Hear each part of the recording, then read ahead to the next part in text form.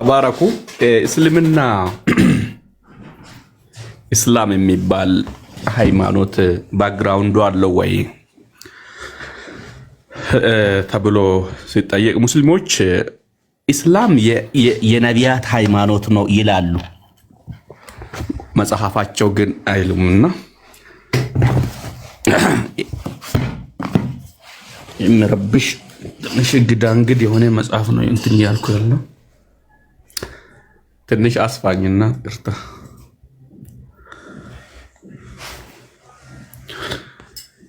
ይሄ መጽሐፋቸው ነው። ትልቅ ይሄ እንትን ነው። ሌላም አለውና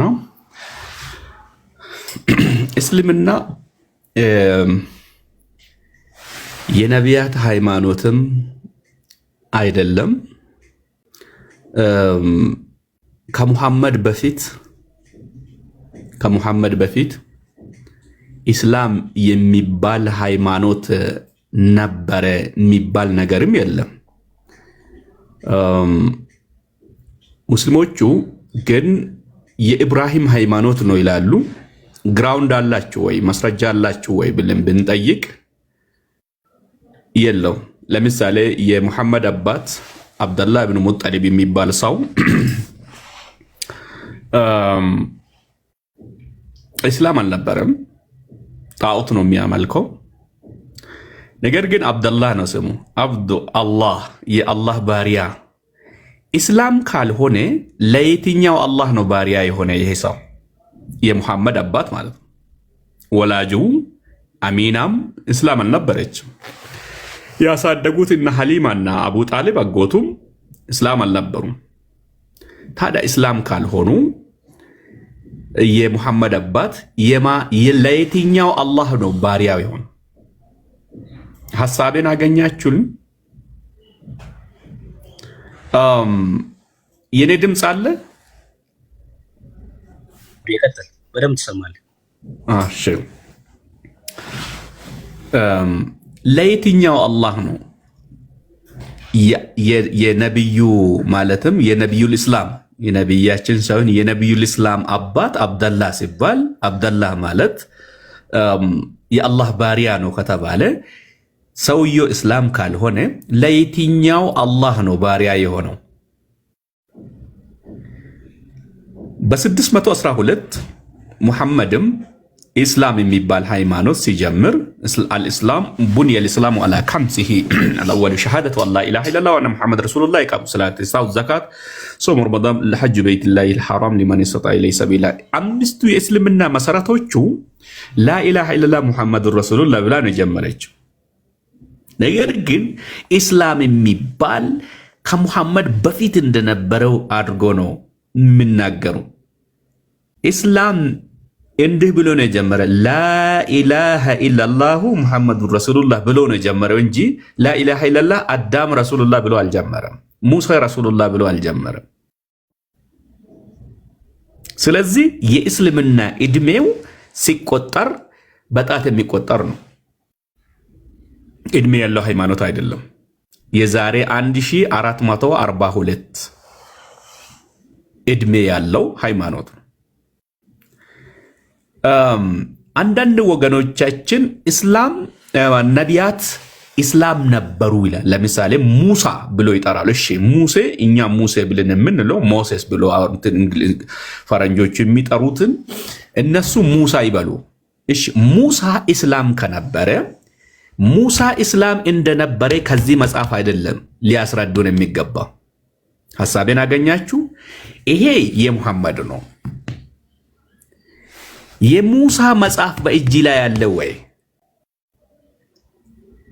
ቁርአን ስለ ሙሳ መጽሐፍ ይናገራል። ሱረቱል ማኢዳ ምዕራፍ 5 ቁጥር 44 ቁል ኢና አንዘልና ተውራተ ፊሃ ሁደን ወኑራን የሕኩሙ ቢሃ ነቢዩነ አለዚነ አስለሙ ሊለዚነ ሃዱ ወረባንዩነ ወልአሕባሩ ቢማ ስተሕፊዙ ሚን ኪታቢላሂ ወካኑ ዐለይሂም ሹሃዳ። ፈሂምቱም? እኛ ታውራትን በውስጧ መመሪያና ብርሃን ያለበት ስትሆን አወረድን ይላል ቁርአናቸው። ታውራት ሙሳ ኢስላም ከነበረ ታውራትን እንየውና ሙሳ ሃይማኖቱ እስላም እንደሆነ እንወቅ ውስጥ ሙሳ ኢሳ ኢስላም ነው ብላችሁ ካላችሁ ጥሩ ይሁንሽ፣ ኢስላም ይሁን። የኢሳ መጽሐፍ ይሄ ቁርአን እንጂል ነው ምለው ወይም ወንጌል ነው ምለው። ይሄ መጽሐፍ ቁርአን ስለ ወንጌል ነው የጠቆመው እንጂ ወንጌል አይደለም። ይሄ ወንጌል አይደለም፣ ስለ ወንጌል ጠቁሟል። የነቢያቶቹ የኢየሱስ ክርስቶስ ተከታዮቹ የክርስቶስ ኢየሱስ ተከታዮቹ ሃይማኖት ኢስላም ከሆነ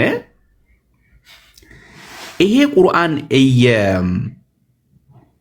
ጠቆመን ያለው እንጂል ሃይማኖታቸውን እንፈትሽና እንጂል የት ነው ያለው ብለን እንጠይቃቸዋለን።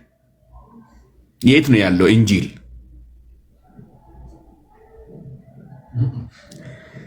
እንጂል ውስጥ ነው የሰዎቹን ሃይማኖት የምንፈትሸው። እንጂልን ጥለህ ማለትም ወንጌልን ጥለህ ታውራትን ወይም ደግሞ ታውራ አምስቱ የሙሴ ህግ መጽሐፍቶቹን ጥለህ ሱሑፍ አልአንቢያ ማለትም ከኢያሱ እስከ ሚልኪያስ ያለው 33 መጽሐፍን ሱሑፍ አልአንቢያን ጥለህ የነቢያቶች ሃይማኖት እስላም ነው ብለህ ካልክ ነውር ነው። የነቢያቶቹ ሃይማኖት እስላም ከሆነ የነቢያቶቹን መጽሐፍ ነው መፈተሽ አለብን። አንድ ይሄ ነው። ወደ ተስፋ እንምጣ። እስላም ተስፋ አለው ወይ? ተስፋ ይኖራቸዋል እስላም? አሁን እኔ እስላም ቢሆን እስልምናን ቢቀበል ላኢላሃ ኢለላህ ሙሐመድ ረሱሉላህ ቢል ተስፋ አለኝ ወይ ብሎ ስል ልክ እንደ ቅድሞ መሪ ጌታ እሱማ አላህ ያውቃል ጀነት ገባለሁ ወይ ለጀነት ተስፋ ይኖረኛል ወይ ብዬ ይህንን መጽሐፍቶቹን ብንፈትሽ የእስላሙን መጽሐፍ አዎ የሚለኝ አካል የለም። نحن نكون بين الخوف والرجاء እኛ ጀነትን እየከጀልን ጀሃነምን እየፈራን በዚህ መካከል ነው የምንኖረው ነው እስልምና።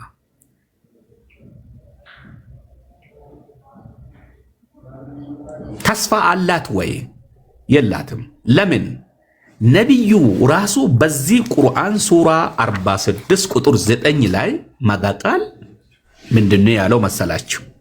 ላ አድሪ ማ የፍአሉ ቢ ወላ ቢኩም በኔም በእናንተ ምን እንደሚሰራ አላቅም አሉ።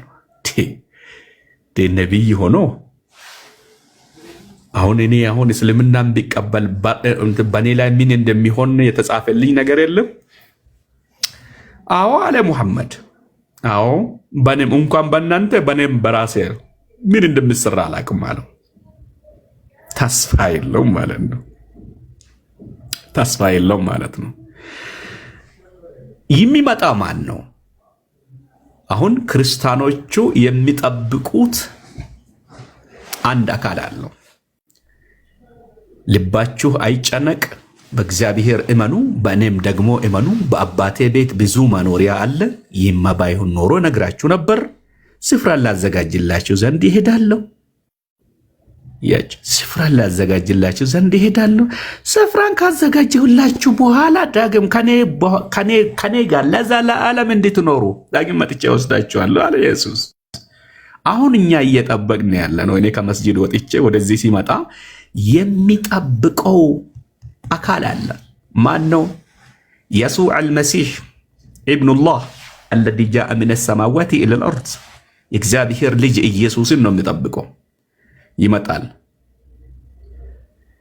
ለአንተስ ሙሐመድ ይመጣ ይሁን?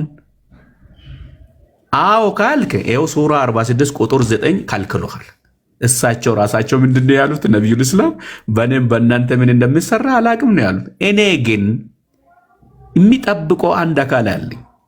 ወደ ሰማይ ሰዎቹ እያዩ ወደ ሰማይ የሄደው እያዩም ደግሞ ተመልሶ የሚመጣ የአብ ልጅ የሆነውን ኢየሱስን ነው የሚጠብቀው። ተስፋ አለኝ ማለት ነው። ለዚህ ነው ማራናታ ቶሎና ብዬ የሚጠብቀው። ተመሳሰላችሁብን ወገኖቻችን፣ ከወደዘኛውም ከወደዚህኛውም ተመሳሰላችሁብኝ። ከወደ ኦርቶዶክስም ከወደ አብዶ አጎቶቼ ተመሳሰላችሁብኝ። በጣም ነው የምታስተምሩ። አፋችሁን ከፍታችሁ ጥሩ ትናገራላችሁ። ግን ወደ ተስፋ ስንመጣ ከወደዘኛ አንድዬ ያውቃል፣ ከወደዚህ ደግሞ ወላሁ አዕለም። እኛ አንድዬ ያውቃልም አይደለም ወላሁ አዕለምም አይደለም። ምንጠብቀው ኢየሱስ ይመጣል፣ ይረከበናል ወዳጄ። ስለዚህ እስላም ተስፋ አለ ወይ? ሐቂቀተን የለም።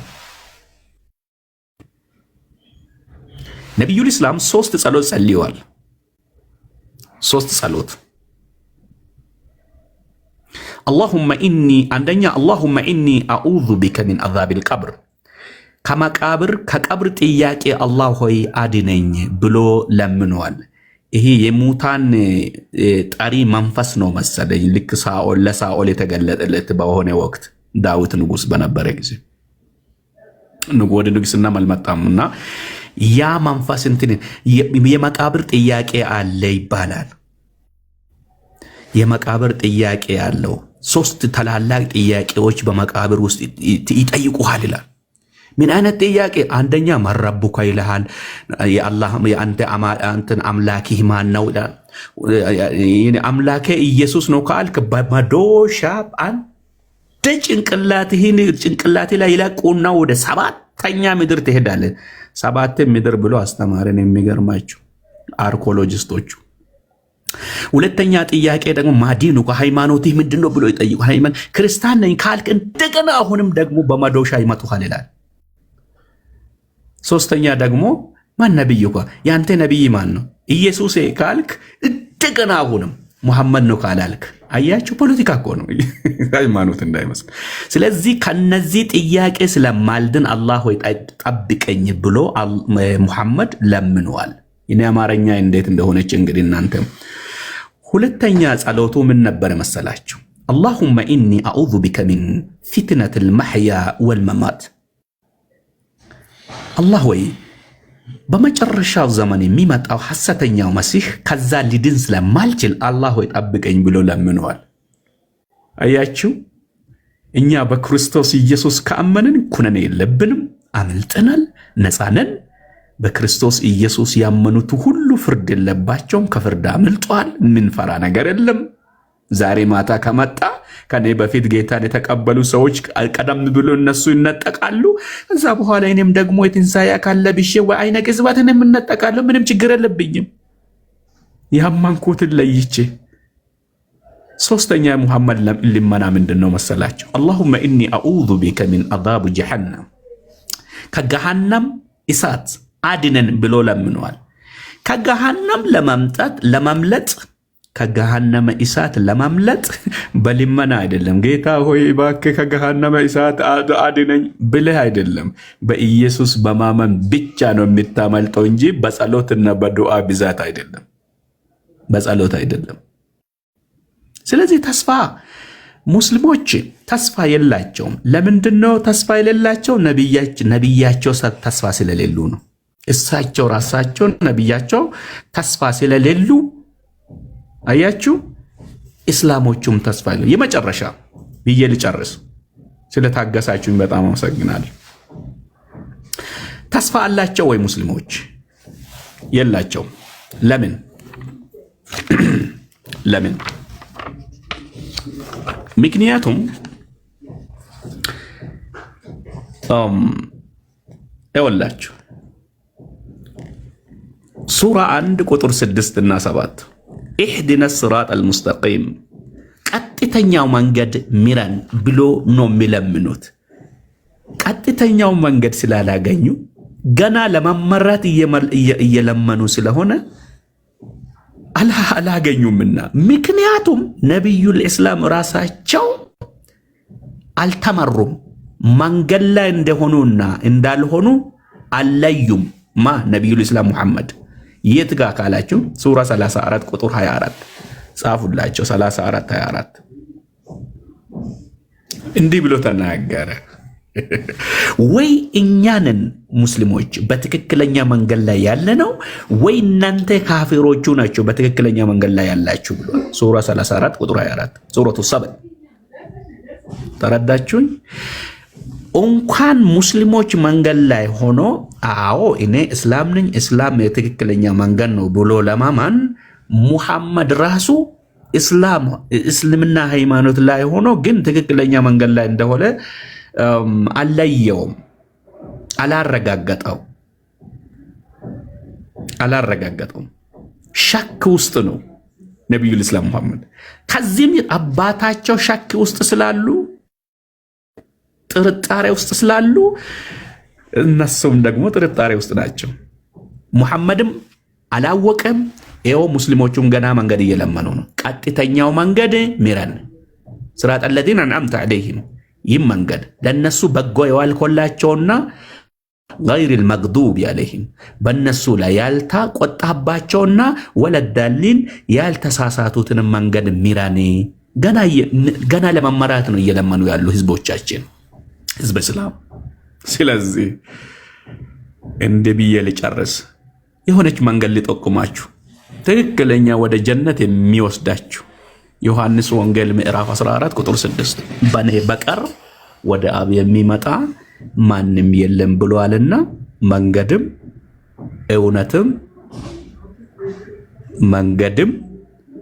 እውነትም ህይወትም እኔ ነኝ ብሏል።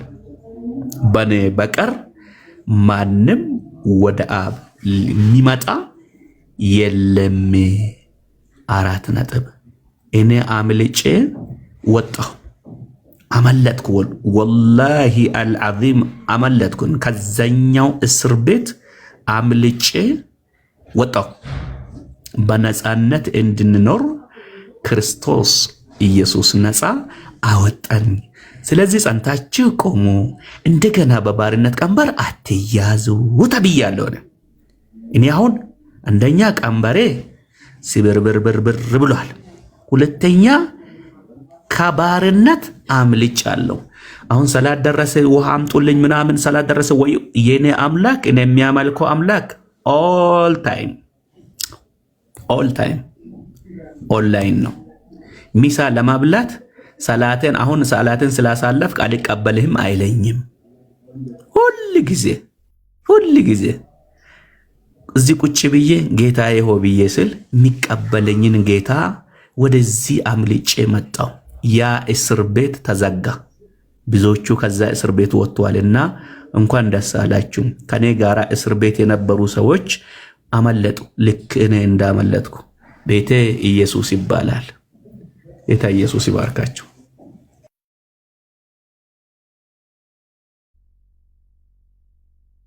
አሜን። ተባረክ አብዱዬ፣ ጌታ ዘመኑ ይባርክ። ሰዎች ከእስልምና ሲድኑ እንደ ማየት የሚያስደስት ነገር የለም። ባለፈው ተናግሬያለሁ። መሐመድ የሚባል ወንድም ሙስሊም ማለት ነው፣ ታክሲ ላይ ሰራ የነበረ እኔ ወደ ክርስትና ከመጣሁ በኋላ አግኝቼው አላውቅም እና ባለፈው ደወለልኝ። ከዛ መሐመድ ነኝ አስታወስከኝ፣ 6 ኪሎ እንደዚህ። ከዛ አወቅኩት ጌታን አገኘው ምናምን ሲለኝ እኔ ክብር ለኢየሱስ ይሁን። ሰው ከእስልምና ሲድን ደግሞ ያለው ደስታ፣ ምክንያቱም አይምሯቸው ላይ የተሰራ ነገር አለ። አብዱዬ ከተናገርከው ግን አንድ ሰምቼ ማላውቀው ስለሆነ ሰዓት ጠብቀው ነው የሚሰግዱት እና ከዛ ሰዓት ውጪ ከሆነ አይቀበላቸውም ነው ወይስ ሌላ ቦታ ይሄዳሉ? አይቀበላቸውም። ትከፍላለህ፣ ዕዳ ትከፍላለህ። ለምሳሌ አሁን የአሁኑ አልፏል። አሁን 7 ሰዓት ላይ ሶላት ዙህር የሚባል ሰዓቱ አልፏል።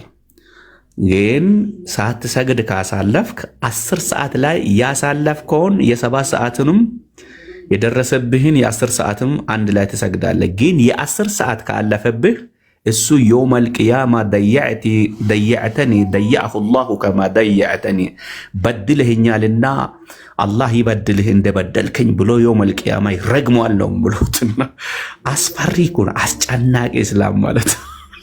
ስለዚህ ትከፍላለህ። የማትከፍለውም አለው። ግን የውመል ቂያማ በአላህ ፊት ቆመ የምትጠብቀው የምትጠየቀው ብሎ በጣም ነው የሚያስጨንቁ። በጣም ነው የሚያስጨንቁ። በጭንቅ ውስጥ ያሉ ሰዎች ናቸው እኮ እዚህ መጥተው ልክ ተስፋ እንዳላቸው ሰዎች ሆኑ እኛ ጋር የሚከራከሩ። በእውነቱ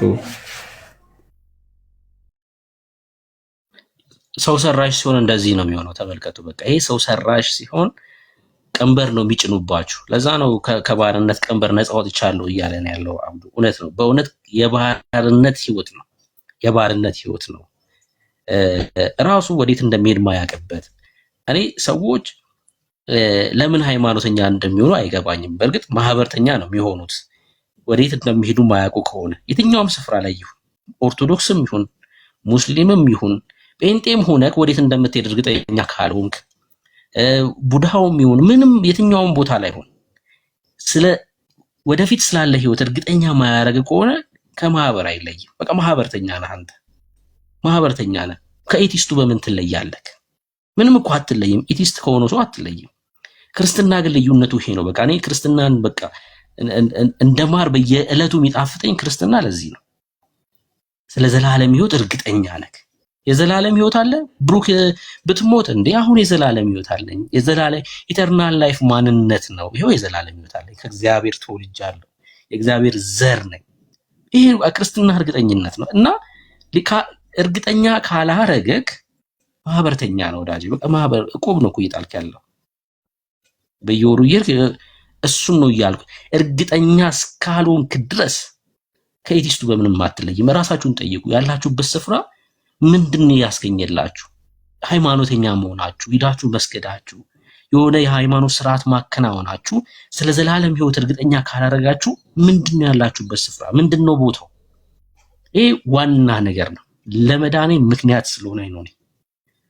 ለመዳኔ ምክንያት እንዳነብ እግዚአብሔርን ቃል እንድመረምር ዋና ምክንያቴ ስለሆነ ኦርቶዶክሱኝ ሲኦል የምገባ ከሆነ ኤቲስት ለምን ሆኜ ሲኦል አልገባ? ምን ልዩነት አለው? አንድ ሰው ኦርቶዶክስ ነኝ ብሎ ሲኦል ገባለሁ ካለ ኤቲስቱም ሲኦል የሚገባ ከሆነ ሙስሊሙም ሲኦል የሚገባ ከሆነ ለምን ሙስሊሙን ትቃወመዋለህ? ለምን ኤቲስቱን ትቃወመዋለህ? ሙስሊሙ ሲኦል እንደሚገባ የሚያውቅ ከሆነ ኦርቶዶክሱን ለምን ይቃወማል? ትክክል አይደለም ብሎ አንድ አይነት ቦታ ነው የምትገቡት። እዚህ ምድር ላይ ነው የእድር ልዩነት ነው ያደረጋችሁት። ስፍራችሁ ስትሄዱ አንድ አይነት ቦታ ከሆነ ያለህበት ቦታ እርግጠኛ ሊያደርግ ይገባል አይደል? ክርስትና ግን እንደዚህ ነው ብላችሁ ክርስትና የዘላለም ህይወት እንዳለ እርግጠኛ ነህ። ኢየሱስ ሊወስደኝ ይመጣል። ማራናታ አይደል? ሙሽራይቱና ቅዱሱ መንፈስ ና ይላሉ። ሙሽራው ሊወስደን ይመጣል። እኛ አይመጣብንም እንዴ? የኪነ ጥበብ መዝሙር አለቁ በስራዬ የትሆን መግቢያዬ ጥግን ይዘባ በስ ጨነቀኝ እንዴ ጠበበኝ እኔስ እንጃልኝ። ወዳጄ ለምን ይጨንቀሃል? እናንተ ሸክም የከበዳችሁ ወደ እኔ ኑ አሳርፋችኋል፣ እኔም አሳርፋችኋለሁ አለ እኮ ኢየሱስ። በቃ ለምን ይጨንቀሃል? ለምን ይጠብሃል? የትሆን መግቢያዬ እያልክ ለምንድን ነው ነፍስ የምታሰቃየው? ና ወደ ኢየሱስ። ኢየሱስ ጋር ስትመጣ የምትቀበለው መንፈስ ልጄ ይልሃል። ልጄ ይልሃል። እንዴ እርግጠኛ ትሆናለህ። ቅዱሱ መንፈስ ይመሰክርልሃል ለመንፈስ ማለት ነው የዘላለም ህይወት እንዳለክ። የዘላለም በቃ እንዲህ ካልሆነ ምንም ያለህበት ቦታ እንዲህ እርግጠኛ ካላረገ ምንም አሰራም። በቃ ጌታ ይባረክ። አብዱ በእውነት ስለእናንተ እግዚአብሔርን አመሰግናለሁ። ያመለጣችሁበት ስፍራ የወጣችሁበት ስፍራ የሞት ስፍራ እኮ ነው። ከባድ ነው። ከእስልምና ኢየሱስን አንተ የዘላለም አምላክ ነህ ብሎ መቀበል ከባድ ነው። ኦርቶዶክሱ እንኳን ያው በክርስቶስ ኢየሱስ አምላክነት ስለሚያምን ማለት ነው። ምናወራው እዚህ ምድር ላይ ስለተፈጠሩ ነገሮች ነው። ሰው ሰራሽ ስለሆኑ ትምህርቶች ነው የምንከራከረው። እስልምና ግን ራሱ አምላክን ነው የካዱት አይደል? አምላክን ነው የካዱት። ልክ አይሁዳውያን ጌታ ክርስቶስ ኢየሱስ ወደዚህ ምድር ሲመጣ እርሱ የእግዚአብሔር ልጅ ነው ብሎ ለመቀበል እንደከበዳቸው ማለት እኮ። እርሱ የእግዚአብሔር ልጅ ነው ብሎ መቀበል እንደከበዳቸው። ክብር ለኢየሱስ ይሁን። ዳንኤል እንቀበላቸው ወንድሞች።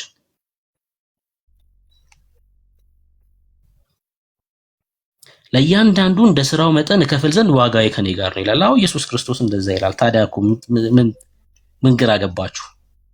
ለምን እንደው ግራ ይገባችሁ? ዋጋው እኮ ከሱ ጋር ነው ያለው። ትክክል ነው። ይፈርድብሃል ማለት ነው። ለእያንዳንዳችን እንደየስራችን መጠን እግዚአብሔር ሪዋርድ ይሰጠናል። እንደየስራችን መጠን ይከፍለናል ማለት እኮ ነው። እስኪ በእንግሊዝኛው አንብበው። አሁን ጆ እንግሊዝኛ ጎበዝ ነካካል። እንደየስራችን መጠን ምን ያደርጋል? ሪዋርድ ይሰጠናል። በእንግሊዝኛው አንብበው። ቀላል ነው ጆ። ይሄን ለመረዳት አንተ አትቸገር። ሪዋርድ ይሰጠናል። በክርስቶስ ወንበር ፊት እንቀርባለን ይላል ጳውሎስ። ለአክሊል ማለት እኮ ነው። በነጭ ዙፋን ፍርድ ፊት ደግሞ አንቀርብም። የሙታን ፍርድ ስለሆነ እሱ ማለት ነው። መጽሐፍ ቅዱስን ማጥናት ነው የሚፈልገው። እንደየስራችን መጠን ምን ይሰጠናል? ከእግዚአብሔር ዘንድ ሽልማት አለን፣ ሪዋርድ አለን፣ አክሊል አለን። የዘላለም ሕይወትስ ኢተርናል ላይፍስ በክርስቶስ ስታምን የምታገኘው ነው። በስራ ከሚከፈላል። በስራ እኮ ክፍያ እኮ ነው ያለው። ከፍልሃለሁ እያለ እኮ ነው። ደሞዝ ማለት ነው። ሰርተሃል፣ አገልግልሃል አይደል? በእግዚአብሔር መንግስት ውስጥ ሰርተሃል እና እግዚአብሔር ለሰራህበት ምን ያደርጋል? ይከፍልሃል፣ አገልግልሃል። ለዛ ነው ሮሜ መጽሐፍ ምዕራፍ 11 ቁጥር 6 እስኪ ፖስት አድርጉልኝ። ሮሜ 11 6 ፖስት አድርጉልኝ። በቃ ጳውሎስ ምን ይላል? በጸጋ ከሆነ ከስራ መሆኑ ቀርቷል ይላል። በጣም እኮ ግልጽ እኮ ነው። በምን ከሆነ? በጸጋ ከሆነ ምን መዳን ከምን መሆኑ ቀርቷል? ከስራ መሆኑ ቀርቷል። ያለበለዛ ጸጋ መሆኑ ይቀራል። ምን ማለት ነው? በስራ ከሆነ ደግሞ ጸጋ ሊሆን አይችልም። የእግዚአብሔር ስጦታ ሊሆን አይችልም።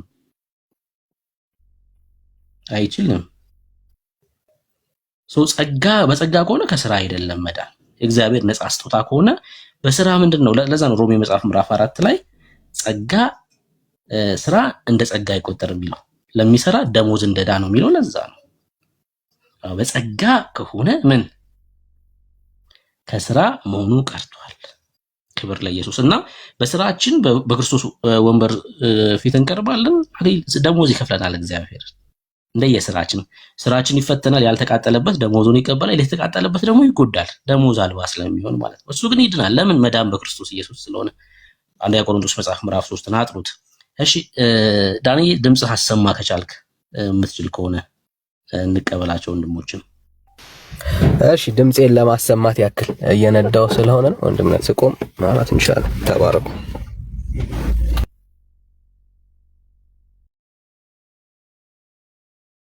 እሺ ዳኒ ተባረክ። ማስተር ወያያ ረጅም ሰዓት ታግሳችሁን የሰማችሁን ተባረኩ። ከሁለታችሁ ማን ነው የሚቀድም? ሰላም እንኳን ደህና ቆይ። ኬት ቤተ እምነት ነው?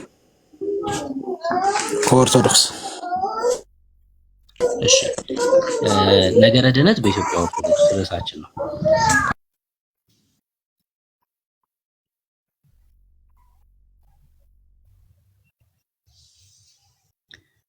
ምን አልከኝ? ነገረ ድህነት በኢትዮጵያ ኦርቶዶክስ ርዕሳችን ይሄ ነው። ትችላለህ ለመዋየት እንቀጥል። እጁ ቦታ ነው ይቻላል። እሺ የኢትዮጵያ ኦርቶዶክስ ነገረ ድህነት ትምህርት በመጽሐፍ ቅዱስ ብቻ ነው መሰረት ያደረገው ወይስ ገድላት ድርሳናትንም ይጨምራል? መጽሐፍ ቅዱስ ዋና እንትኗ ነው። ከዛ ትውፊትና አዋልደ መጽሐፍት ወይንም የመጽሐፍ ትርጉማትን ትቀበላለች። አይ ትቀበላለች አትቀበልም አይደለም ጥያቄ። እንደምትቀበሉም አውቃለሁ። የነገረ ድህነት ትምህርታችሁ የተመሰረተው ምን ላይ ነው ጥያቄ። እኮ መለስኩልህ። የነገረ ድህነት ከመጽሐፍ ቅዱሳዊ ብቻ ነው ለሚለው ብቻ የሚለውን ቃል አትቀበልም አልኩ።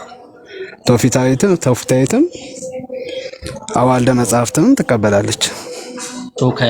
መጽሐፍ ቅዱስ ልጆች የሚለው ማለት ነው። ያልከኝ ያለው ከገድልና ድርሳንም ጭምር ነው ነገረ ድህነት ትምህርታችን ነው እያልከኝ ያለው። ገድልና ድርሳናት ሌላ ነው። ገድል ማለት የአንድ ቅዱስ የሰራው ታሪካዊ ነገር ነው።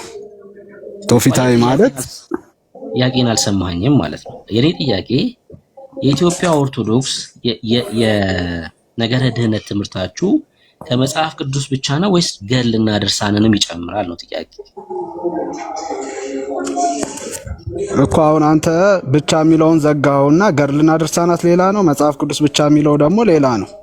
ገብቷል። ሁለቱንም ከገድልና ከድርሳን አንጻር ብቻ ነገረኝ፣ ችግር የለውም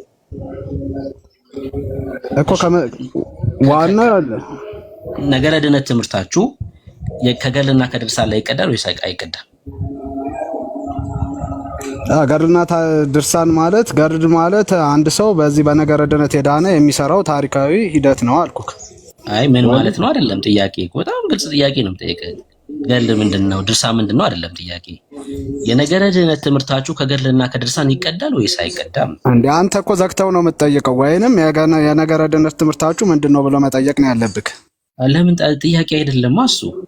ታዲያ ተምታቶብሃል፣ አጠያየቅህ የተምታታበት ነው። እሺ ለምሳሌ እኔ ልንገርህ፣ የክርስቲያኖች የነገረ ድህነት ትምህርታቸው ከመጽሐፍ ቅዱስ ብቻ ነው የሚቀዳው። አሁን ይሄ ግልጽ እኮ ነው። አየህ እኔ ያን ጥያቄ ስመልስ የኦርቶዶክስ ደግሞ ግልጽ ነው። የነገረ ድህነት ትምህርታችን ዋና በይ መጽሐፍ ቅዱሳዊ ነው፣ ትውፊታዊ ቅብብሎች ነው፣ ከሐዋርያት የተቀባበልነው ነው። አዋል መጽሐፍ ቅዱስ ትርጓሜ ነው፣ ወይንም የመጽሐፍ ቅዱስ ልጆች የሚባሉ አሉ፣ በዛ ውስጥ የተመሰረተ። እሺ አሁንም የኔ ጥያቄ የነገረ ድህነት ትምህርታችሁ ከገድልና ድርሳን ይቀዳል ወይስ አይቀዳም? እየነገርኩ እኮ ነው። ነገረ ድርሳን ማለት በዚህ የተሰራ የድህነትን የሰሩ ታሪካዊ ነው አልኩክ። አልጠየቅኩም እኔ። እሺ ያያ ምናልባት ጥያቄ ካልገባ ያያ አለክ ያያ አይደለም አንተ ያልገባ ገድል የሚለው ነገር አልገባህም። እኔ ገድል የሚለው ይግባኛ አይደለም እኮ ጥያቄው። እና እሱ መጠየቅ አትችልማ። ታስረዳኛለህ። ሲጀምር ገድል አልገባህም አትለኝም። ከናንተ በላይ ምን ሀነቦኛ ሆነን ማለት ነው። የኔ ጥያቄ እሱ ሳይሆን ነገረ ድነት ትምህርታችሁ ከገድላት ላይ እሺ፣ የገድላት ትምህርት ነገረ ድነትን ያወራሉ ወይስ አያወሩ? ያወራሉ። ያ የነገረ ድነት ውጤታቸው ነው። እሱን እኮ ነው እያልኩ ያሉት። በቃ ነገረ ድነትን ስናወራ ከገድላትም ከመጽሐፍ ቅዱስም እየጠቀስን ነው የምናወራው ማለት ነው። አይደለም ለአንድ ሰው ነገረ ድነትን ስታስተምረው ያ እኮ የተሰራ ነው አልኩ። አሁን አንተ የሆነ ነገር ሰርተክ ያወጣ ውጤት ከምን ማቴሪያል እንደሰራክ ነው እንጂ ከዚህ ማቴሪያል ወደዛ አትመልስማ። ከዛ ማቴሪያል ግን ታወጣለህ። ገድላትና ድርሳናት ስለ አንተ የዘላለም ሕይወት ያወሩ። ስለ አንተ እኔን ያንጹኛል እንጂ ስለ እኔ አይደለም የሚያወሩት። እንዲያንጸኝ ያደርገኛል። ለምሳሌ የተክለ ሃይማኖት ዝክር ፍርፋሪ የበላ ይጸድቃል ይላል። አይመለከትም? ይሄ ከመጽሐፍ ቅዱስ ውስጥ የተቀበለ ነው ማለት እሱ ለሰራው ነገር ቅድስናን እንዳጸናው የሚያደርገኝ ነው ገድል ማለት። አልጠኔ ገድል ማለት ምን ማለት ነው አይደለም ጥያቄ። የተክለ ሃይማኖት የዝክሩ ፍርፋሪ የበላ ይጸድቃል ይላል። ይሄ አንተን ይመለከታል ወይስ አይመለከትም? አሁን አንተ ለምሳሌ ከፕሮቴስታንት ወደ ኦርቶዶክስ ስትመጣ አልመጣም ይሄንን ብላ ይሄንን ጠጣ ብዬ ነው ያላስተምርም። መጀመሪያ ድህነትን ነው የምትማረው። አልመጣም ሲጀምር አልመጣም መጀመሪያ አልመጣም እኔ አልመጣም። በቃ ነው አንድ ሰው ለሚመጣ ይሄንን ብላ ድህነት እያወራክ ወደዛ መሄድ አትችልም እኮ። አሁን የጠየቁ ይመለከተኛል ወይስ አይመለከተኝም የሚለው መልስልኝ። በቃ የተክለ ሃይማኖትን ዝክር ፍርፋሪ የበላ የኃጢአት ይላል። እንደ ዳነ ሰው ካወራኸኝ ይመለከተኛል፣ ለዳነ ሰው ይመለከተዋል። በቃ ማውራት እችላለሁ ማለት ነው። ከዛ መጽሐፍ ላይ እየጠቀስኩኝ ልጠይቅ እችላለሁ ማለት ነው። ስለ ነገረ ድህነት ማውራት አትችልማ እኮ። ነገረ ድህነት እኮ ነው ይጸድቃል ማለት ነገረ ድህነት አይደል? ለዳነ ሰው የምታወራውና ላልዳነ ሰው የምታወራው አንድ ነገረ ድህነት የሚባለው ላልዳነ ሰው የምታወራው ነገር። እንደዚህ እያልከኝ ነው አንተ? አልዳንክም እኔ ድኛለሁ እያልከኝ ነው? በትክክል። እሺ በጣም ጥሩ። አንተ ጻድቅ ነህ አሁን? በክርስቶስ ጸድቃለሁ እኮ። ጻድቅ ነህ አንተ በክርስቶስም ይሁን በራስህ ጻድቅ ነህ። ግን ራስህን ጻድቅ ነኝ የምልህ ትጠራለህ። በራሴ መጽደቅ ስለማልችል ነው። ለዛ ነው በክርስቶስ ጸድቃለሁ ያልኩህ እኮ። ገብቶኛል። በክርስቶስም ቢሆን አንተ ጻድቅ ነህ አሁን። አንተ በቃ ከገባ ለምን ደግመህ ትጠይቀኛለህ? በስትክክል እየመለስኩልህ እኮ እንድትመልስልኝ ነው። አሁንም ይኸውልህ በክርስቶስም ይሁን በራስህ እሱ አይደለም እንዴ ጸደቅ አይደለም። ጻድቅ ነህ ወይ አንተ? ማንነታውን ጻድቅ ነው ወይ? በክርስቶስ ጸድቃለሁ አልኩህ። ጻድቅ ነህ። ኦኬ። ለጻድቃን ትሰግዳላችሁ አይደል? በኢትዮጵያ ኦርቶዶክስ ለጻድቃን ትሰግዳላችሁ? አሁን እያወራ ያለው ስለ እዚህ ጋር የለጠፍከው ስለ ነገረ ድህነት ነው። ለጻድቃን ትሰግዳላችሁ ወይስ አትሰግዱም? እሱን አልመልስልህ። እሺ ያያ አንሚዩት አድርግና ካንተ ጋር እንቀጥላለን። ማትመልስ ከሆነ ምን ታደርጋለህ ታዲያ? ከመሆን አሁን ለምሳሌ ምን ያህል ትምህርቱ አስቸጋሪ እንደሚሆን ላሳያችሁ ስለፈለግኩኝ ነው። ጻድቃንን ማለት እንኳን ለምን እንደሚቸገሩ ታውቃላችሁ? ጻድቃን ከሆኑ እርስ በርስ ሊሰጋገዱ ነው። እነዚህ ሰዎች። ካልሆነ ቪአይፒ ጻድቃን መኖር አለበት ማለት ነው። የሚሰገድለት ቪአይፒ ጻድቃን። በእርግጥ በኢትዮጵያ ኦርቶዶክስ ጽድቅ አንድ ሰው ጻድቅ ያለው ለማለት 10 ስቴፖችን ማለፍ አለበት። የግዴታ ጻድቅ የሚሆነው አሞራ ሲሆን ነው። ያ ማለት ክንፍ ሲያወጣ ማለት ነው፣ እንደነ ተክለ ሃይማኖት። ካልሆነ ግን የሆነ ሰው ጻድቅ ያለው ብሎ መናገርም አይችልም። የሚያልፋቸው ሂደቶች ስላሉ ማለት ነው። የሚያልፋቸው ሂደቶች ስላሉ እዚህ ቲክቶክ ላይ የመጣው ተጽዕኖ ነው አሁን ጻድቃንን ብለው እንኳን እንዲናገሩ ድፍረት የሰጣቸው። ክብር ለኢየሱስ ይሁን። እውነት መንፈስ ቅዱስ መስክሮላቸው ከሆነ እንደዛ ያሉት በጣም ትልቅ ለውጥ ነው። በጣም ነው ደስ የሚለን እውነት ለመናገር ማለት ነው። በጣም ነው ደስ የሚለን። እሺ እንቀጥል፣ ችግር የለውም። ማስተር መቼ ነው የጸደቀው? መቼ ነው ልጅነት ማለት?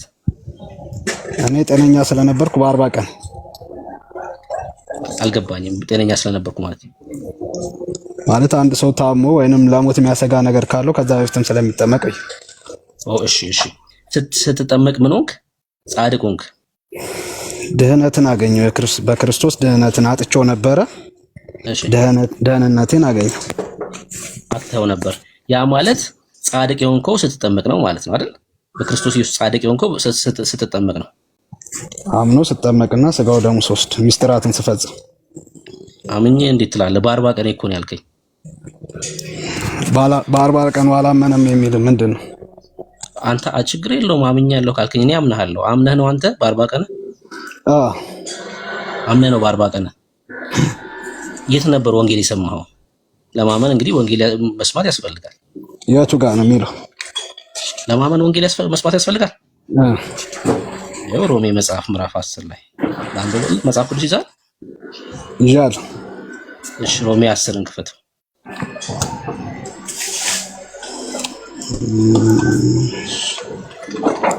ከቁጥር 13 ጀምሮ አንብበው እስኪ።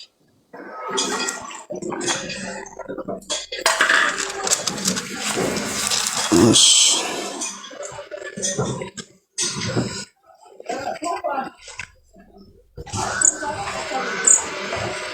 በእሱ የሚያምን ሁሉ አይፈረድም ይላልና በአይሁዳዊ በግሪክ ሰው መካከል ልዩነት የለምና አንዱ ጌታ የሁሉ ጌታ ነውና ለሚጠሩትም ሁሉ ባለጠጋ ነው። የጌታን ስም የሚጠራ ሁሉ ይድናል።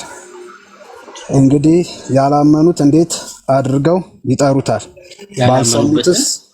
እንግዲህ ያላመኑበትን እንዴት አድርገው ይጠሩታል?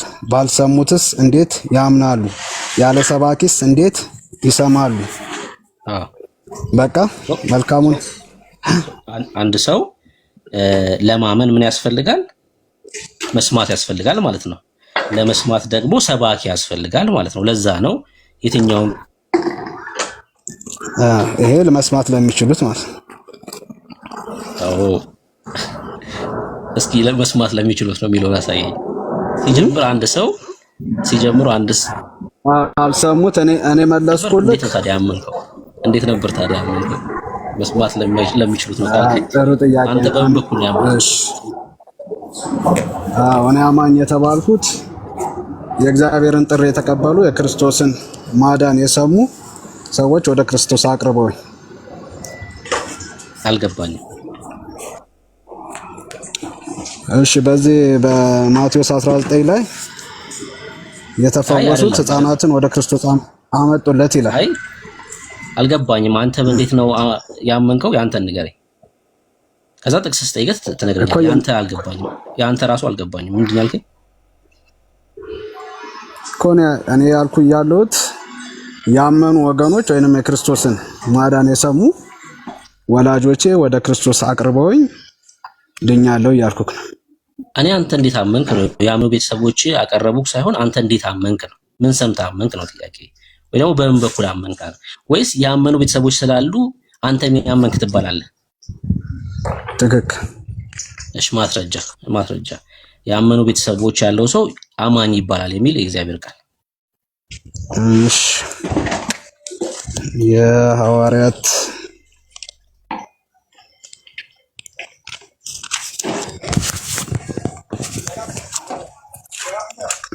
ሮማ ማንሰማው ነገር የለም እንግዲህ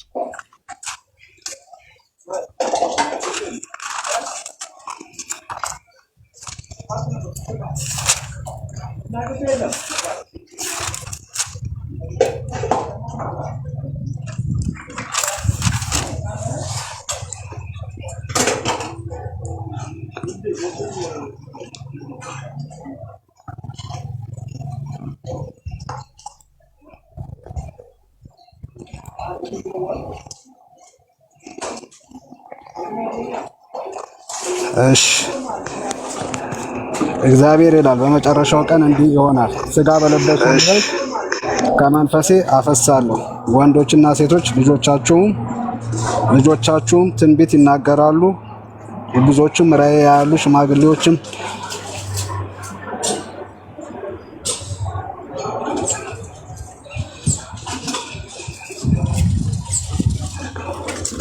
አውሮፕላን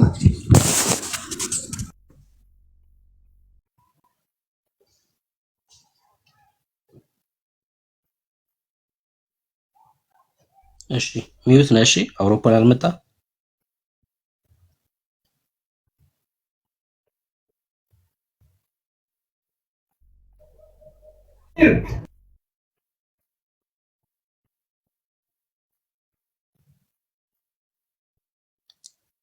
ማስተር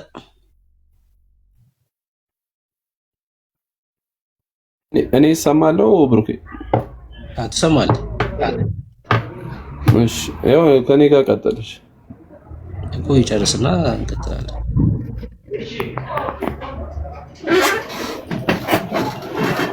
ማይ ሰው መጥቶበት መሰለኝ። እስቲ እስከዛ እኔን አውራ ኮን ጠብቀው ካልሆነ ታወራለህ። እሺ ያያለክ አሎ እሺ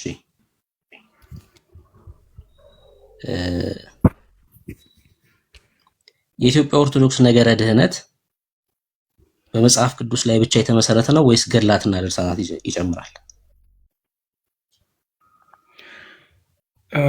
መጽሐፍ ቅዱስ ላይ በመጽሐፍ ቅዱስ ብቻ ነገረ ድህነቱ ቤዝመንቱ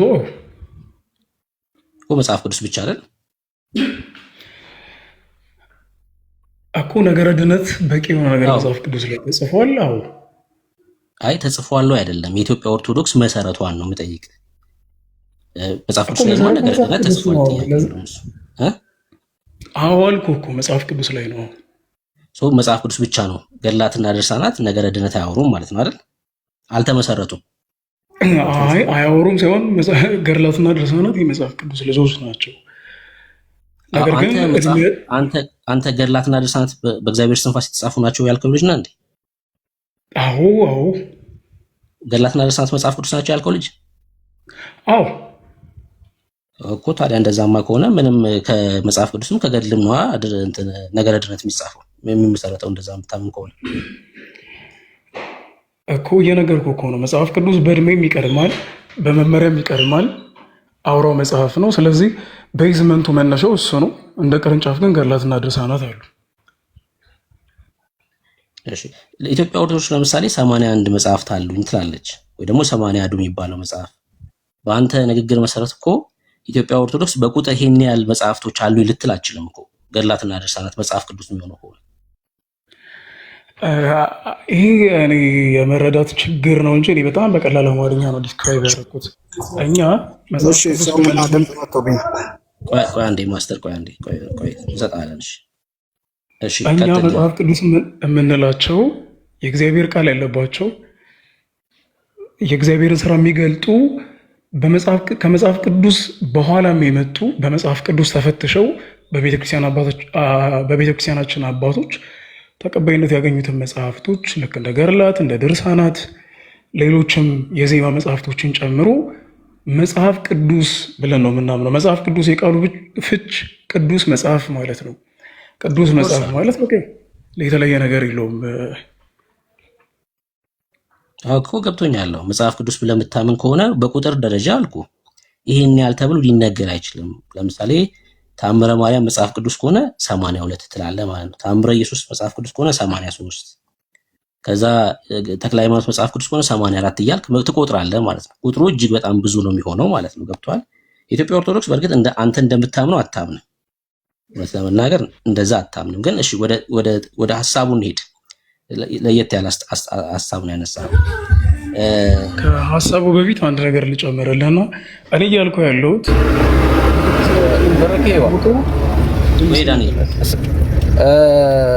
ከቢኒያም ጋር ይስማማሉ። ሁለቱም ኦርቶዶክሳዊ ናቸውና ምናልባት በዚህ ጉዳይ ላይ እሺ ቢኒያም ብትጠይቅልኝ። እሺ ዳንኤል አቤት። ገላትና ድርሳናት መጽሐፍ ቅዱስ ናቸው ብለህ ታምናለህ? አይ ኖ እሺ ያያን እንደሰማው መጽሐፍ ቅዱስ ናቸው ይላል።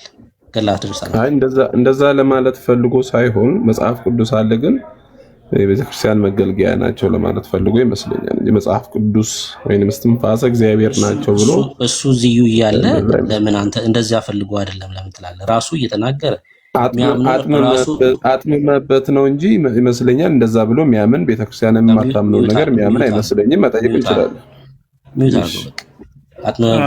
ራስ እዚህ ቁጭ ብለህ እየሰማህ እንዴት እንደዛ ትላለህ? እሺ ሐሳብን ተናገር። ገላትና ድርሳናት መጽሐፍ ቅዱስ ናቸው ብለህ ታምናለህ አንተ? ያያ ጠይቃይ ነበር ቅድም ወይ አንዴ ጨርስ ነው ማስተር ሚውት አድርገው ቅድም ስንጠራት ይቀር አንተ ሚውት አድርገው ቆይ ስላልነበርክ ያያ ቀጥል። ለመጨረሻ ጊዜ ክሊር ላድርገውና አሁን ወደ ጻፋችሁ ድረስ ብንሄድ ይሻላል። መጽሐፍ ቅዱስ ቤተክርስቲያናችን የምታምረው ከመሰረቱ ልንገርህ።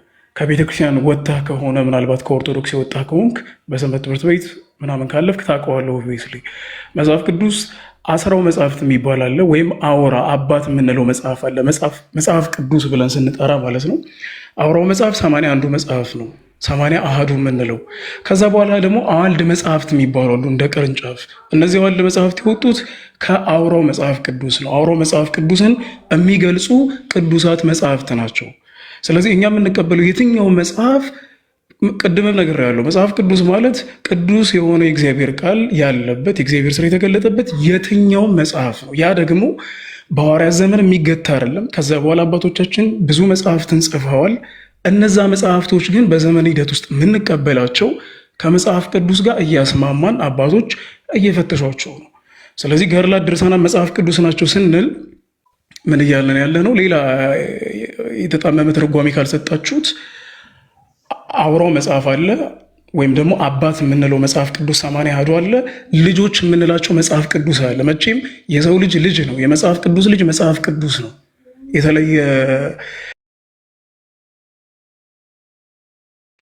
የተለየ አይሩን ምን እንደሆነ። እሺ በጣም ጥሩ። ለምሳሌ የኢትዮጵያ ኦርቶዶክስ በውጭ ግንኙነት መጽሐፏ ላይ ስለ ቅዱሳት መጽሐፍ ስታወራ መጽሐፍ ቅዱስ በእግዚአብሔር መንፈስ ተመርተው ሰዎች ጻፉ ብላ አስቀምጣለች። የአስራው መጽሐፍ ያልከውን ሰዎች በእግዚአብሔር መንፈስ ተመርተው ነው የጻፉት ትላለች። ገድላትና ድርሳናትንም ሰዎች በእግዚአብሔር መንፈስ ተመርተው ነው የጻፉት ብለን የምታምነው?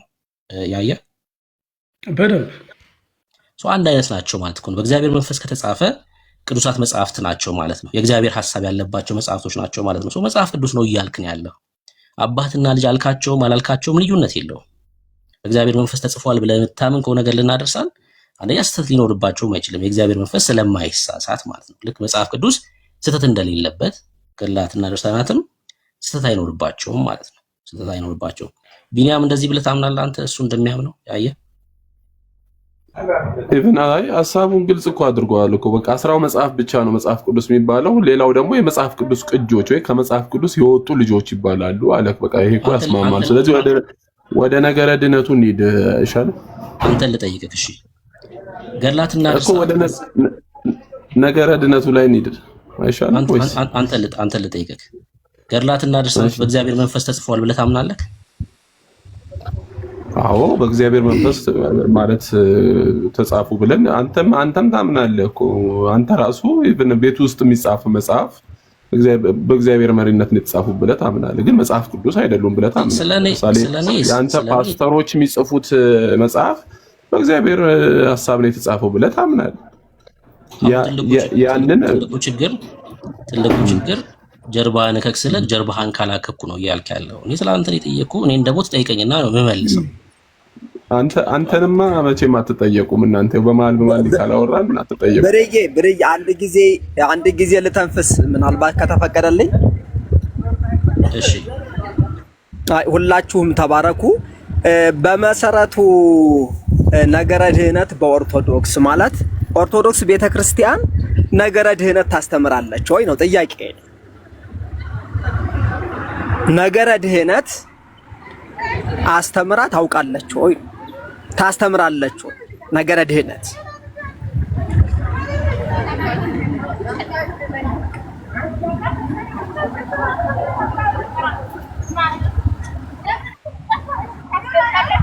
ስለዚህ ጠይቀን ነው ልመልስ። ዋው ነገረ ድህነት የሚባል ትምህርት በቤተ ክርስቲያኗ የለም። አለ የለም። ነገረ ድህነት የሚባል ትምህርት የለም። አለ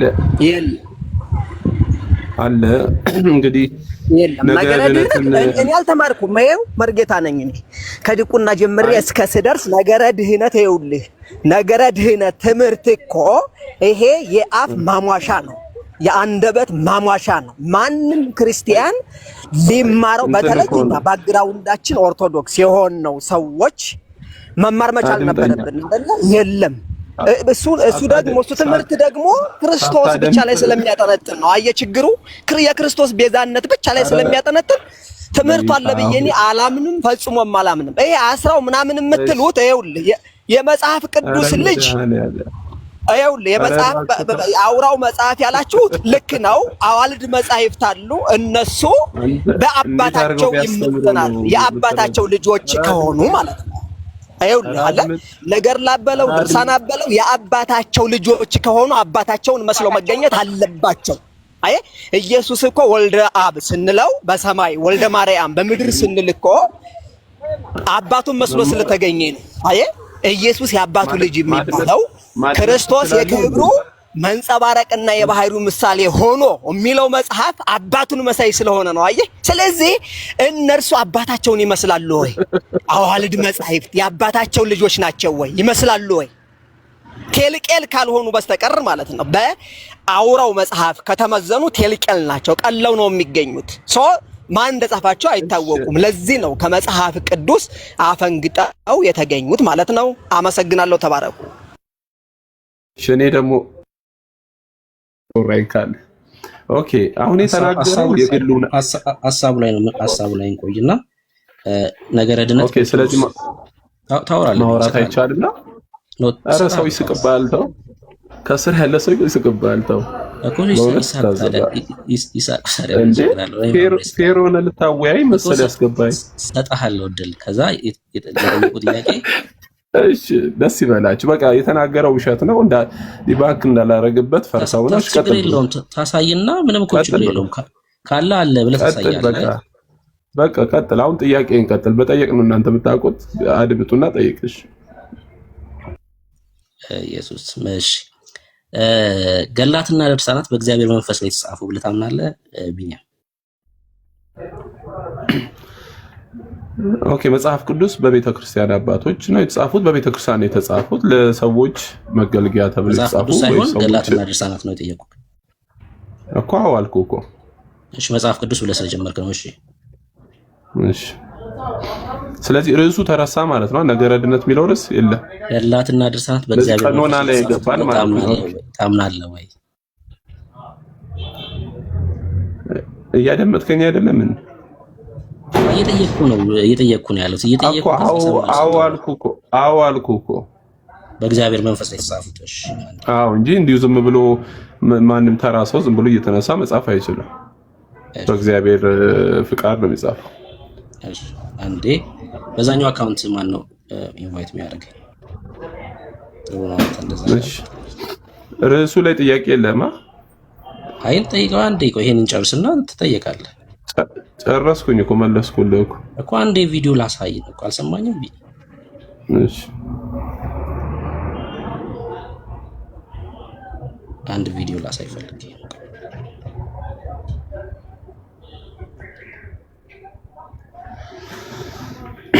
የፕሮቴስታንት ግን የነገረ ድነት ትምህርት መጽሐፍ ቅዱስ ላይ ካለ እኔ የፈለጋችሁትን እቀጣለሁ። አያ ለምን ትቀጣለህ? ፊት ለፊትም አትቀርቡበት መጽሐፍ ቅዱስ ይዛችሁ ማለት ነው። ችግር የለውም። በዚህ ማውራት እንችላለን ከፈለጋችሁ። እንኳን መጽሐፍ ቅዱሳዊ ይቅርና የሆነ እንትን ላይ መጣጥፍ ላይ ራሱ የለም ብዬ ማውራት ይችላል። ሚያወራ ልብ ያለው ፕሮቴስታንት ካለ ማለት ነው። ስለዚህ አሁን ገድላት ላይ እናወራ። ግቡና ገድላት ላይ ያው ከገድላት ትወጡ ገድላት ላይ እናወራ። መጽሐፍ ቅዱስ ላይ አትነኩትም ማለት ነው ሐሳቡን። እስቲ እናት የወለደችው መጽሐፍ ቅዱስ ይዞ የፕሮቴስታንትን ነገረ ድነት የሚያወራ አለ ብዬ አላምንም። ያው ኦርቶዶክስ ነገረ ድነት ገድላት ላይ ነው ማለት እንዲያስወርዱ ፈልገ ነው ቢኒ እንዲያስወርዱ ፈልገ ነው አካውንት ቀይር እያወራሁኝ ነው እንጂ እኮ ተረጋጋና ከዛ እናወራለን እኮ ምንም እኮ አሁን እኮ ያዙ ይልቀቁኛልክና ይዤ ለቃለሁ ችግር የለውም ማለት ትንሽ አትታገስም ቀላል እኮ ነው እሺ ችግር ወራት የምትፈልግ ከሆነ ቀላል ነው ከሰር ያላችሁ ፕሮቴስታንቶች ብሩኬ ከተጠየቀ እኔ ይቀጣል እሺ ቀጥል በቃ ትቀጣለህ ችግር አለ እሺ ከዛ በፊት እኔን አቋርጣችሁ ነው እየቀጠላችሁ አንድ ሰጣለሁ እሺ ያያ አንድ ይሰጣል አንድ ቪዲዮ ማሳየት ስለፈለኩ አንድ ቪዲዮ ማሳየት ፈልጌ በመንፈስ ቅዱስ እሺ አንድ ቪዲዮ ከገድላት ከድርሳናት ጋር አሁን በእግዚአብሔር መንፈስ ላይ የተጻፉት አይደለም የሚለውን አንድ ቪዲዮ ማሳየት ፈልጌ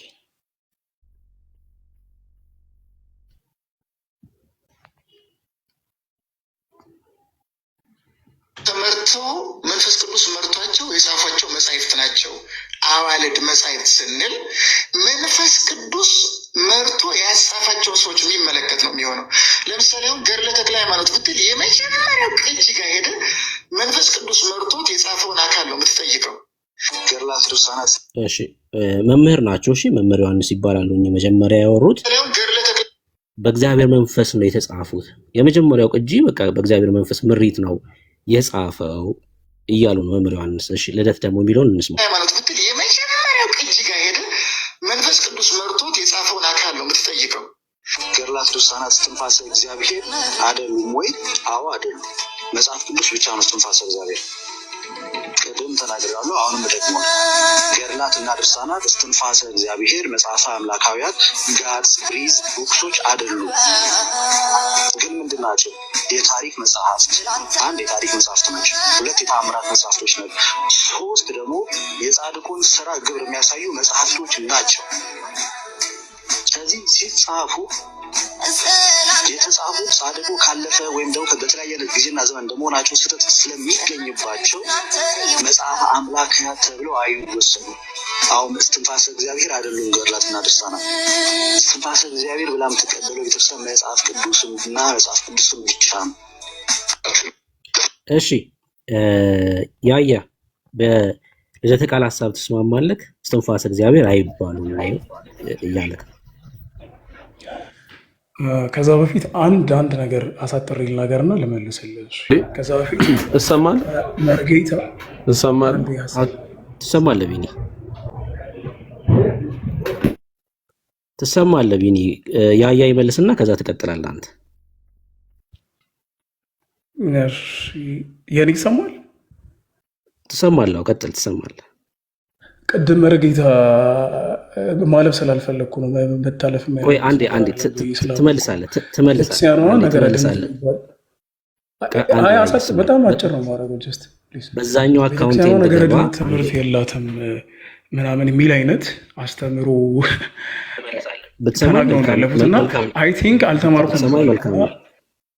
ብትሰማኝ መልካም ነው። በዛኛው አካውንቴ እንድገባ አንድ የዚህኛው ላይ መልስና ከዛ ትመልስላችኋለች። በዛኛው አካውንቴ ተመልሼ እንድገባ ስለሚያስቸግረኝ ነው። ይሄኛው አይሰማም ድምጼ? አሁን ይሰማል። በዛኛው አካውንቴ ተመልሼ እንድገባ የጠየቅኩን መልስልኝና ከዛ እሳቸው ያነሱት ጥያቄ ላይ ትመልስላችኋለህ። አይ ልደተቃል ያለውን እኔ አልቀበልም። ልክ አይደለም። በቃ ቴንክ ዩ። እሺ በቃ ታትቀበለም። እሺ ቢኒያም ትቀበላለህ ልደተቃል ያለውን?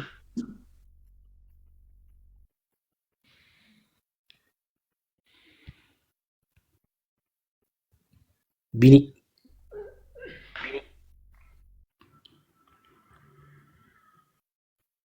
ሚዩት ነሽ? እያወራ ከሆነ ሚዩት ነክ። እሺ ያ ያቀጥል። እሺ አካውንት ልቀይር እኔ በቃ አልቀበልም ስላልክ አንተ መብት ነው። በቃ ቀጥል። እሺ እሺ ለነበሩ ሰዎች ለመናገር ያክል እና መርጌታ ከቤተክርስቲያኗ ለቀው የወጡት አዎ ስላልተማሩ ነው እንጂ ቤተክርስቲያኗ ትምህርቱ አላት፣ እርሱ አልተማሩ። እኛ ተምረናል። ለዛን ያለ ነው የምናውቀው ነገር ድነት ትምህርት ደግሞ የቤተክርስቲያኗን ትምህርት በቻልነው እና በገባና ቀን ያው ሼር እናደርጋለን። ግን እንደዚህ ብሎ ወጥቶ እኔ መርጌታ ነኝ ቤተክርስቲያኗ አታስተምርም ለአንድ 20 ዓመት ለሚሆኑ ሰንበት ተማሪ ጀምሮ የምሰጠው ትምህርት ነው። ጠንካራ አድርጋ የምሰጠው ትምህርት ነው። ከፍ ሲልም ትምህርቱ አላት። ስለዚህ አንድ መናገር የምፈልገው ነገር መርጌታ ስላልተማሩና ቤተክርስቲያኑን ስላላወቋት ነው የወጡት። ሲጀመር መርጌታ አይደለም፣ እንደዛ የማለት ግዴታም የለብኝም።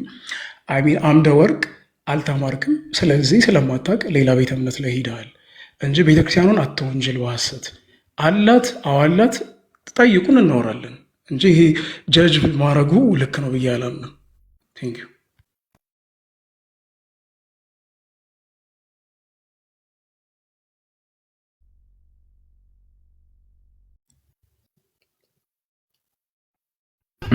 እሻለሁ መልሻለሁ። አሁን እሰማለሁ። ያየ እሰማለሁ እኔ መልሻለሁ። አሁን እሰማለሁ። እሺ ሚውት አድርገው ቢኒ አንዴ